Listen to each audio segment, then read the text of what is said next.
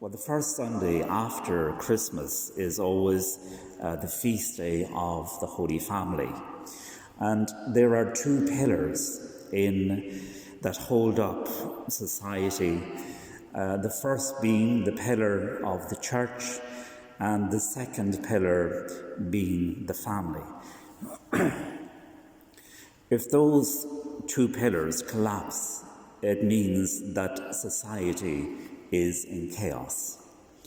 And today in our society, when we see that chaos everywhere, we see it in drug and alcohol abuse, crime rates, abortions, promiscuity, greed, addiction to pornography, division, hatred in families, and the list goes on and on. The reality can only be understood by faith. How do we make sense of all that? Well, the objective of Satan is to always sow division in the church and in family, in order to steer souls off the right path.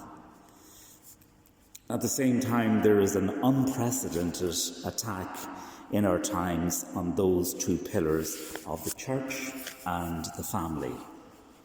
And of course, if the mass media and the powerful groups that are in control of our country continue to attack these two pillars, it means that society will continue on a path of further degradation.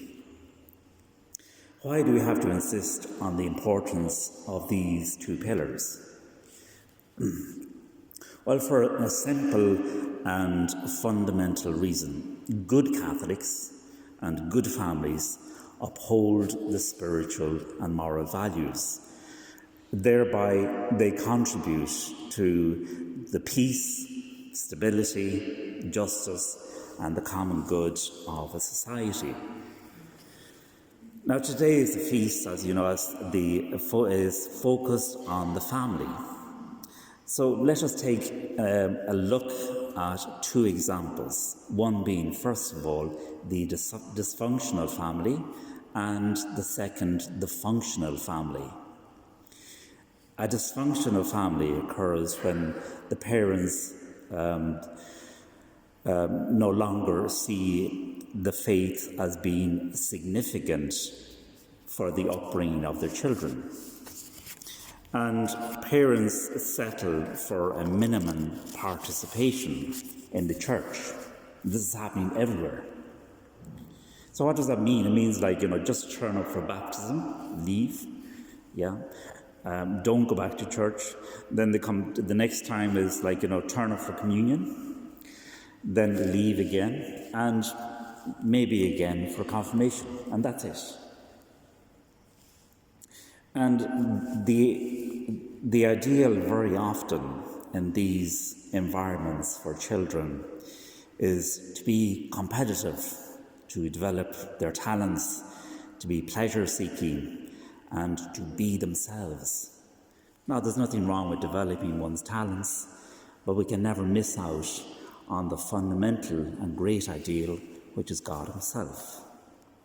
So what happens in these families? Well, children in these environments who grew up without knowing God become very often demanding, spoiled, insolent, selfish, prideful, and rebellious towards their parents and siblings. And that is why the relationship between husband and wife and children becomes strained, leading to division, hatred, and conflicts of all types. This is an example of a family without God. Satan takes over, sowing and eventually reaping disaster. Now, the opposite to a dysfunctional family is, of course, the functional, supportive, or holy family. It means that parents decide that we want to bring up our children in the faith. As St. Patrick Peyton said, the family that prays together stays together. And blessed are those parents who teach their children how to pray.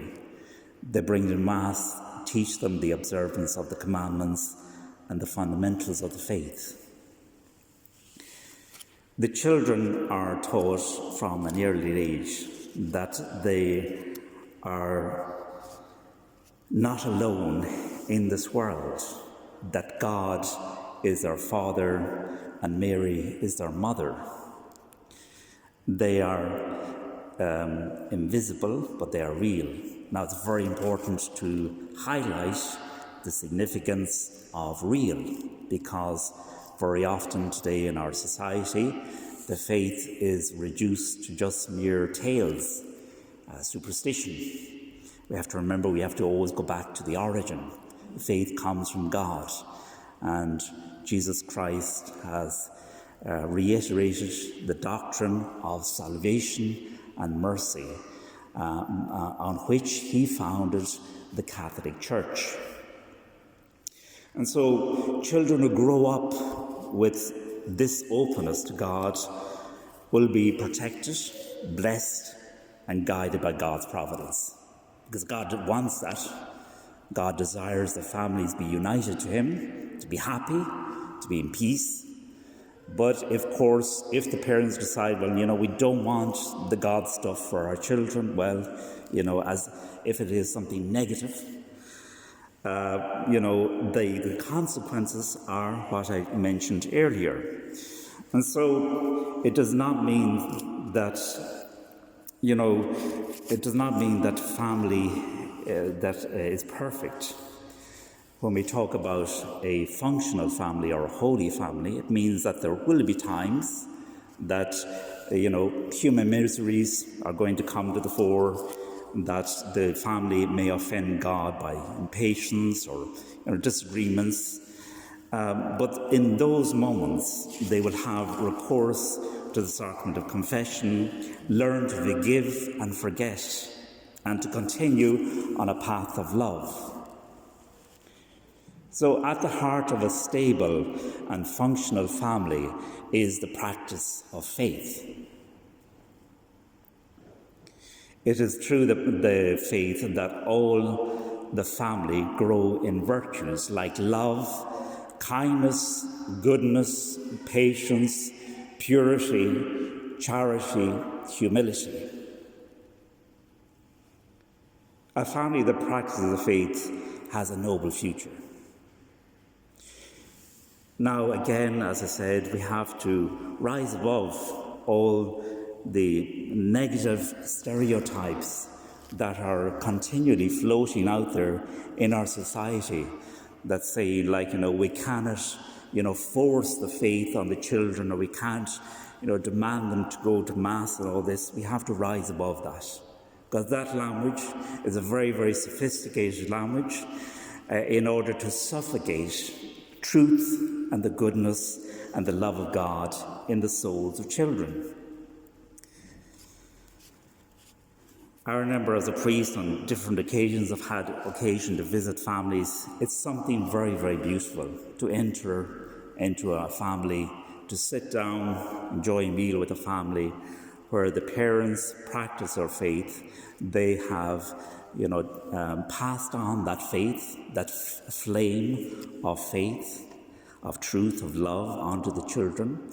And when you go in there, you can notice, you can respire, you can breathe in the peace, the unity, the joy, and the love of that family. It doesn't mean that, some of them are not they're not all perfect, as I said before, but it's something very, very beautiful to see that stability is there because God has blessed and continues to bless that family. Now, today in the Gospel, the focus is on the Holy Family, and these are the model of all Christian families. And one could say, that's the Virgin Mary and Jesus, they're at another level. We have to come down to our level, but we have to remember and focus in on we'd say, the sense of sacrifice that they had, because we can remember that Joseph is commanded by the angel to get up and to go off to Egypt because Herod wants to kill baby Jesus. And we can see that that's a situation that's stressful, it's hardship. But, we can imagine that St. Joseph and the Virgin Mary are not saying, to God, well, not again. How can God do this to us? We have the child Jesus here. Can he not, give us a hand here? But, it highlights to us their attitude of confidence, of love, and of charity that is unbounded towards God and towards each other. So with that, dear brothers and sisters, let us go forward. We have to remember that prayer is an essential element in rediscovering the faith. We have to go forward as a people set apart, as people in love of God, because it is only the witness, that witness of love, fidelity and holiness that can really bring about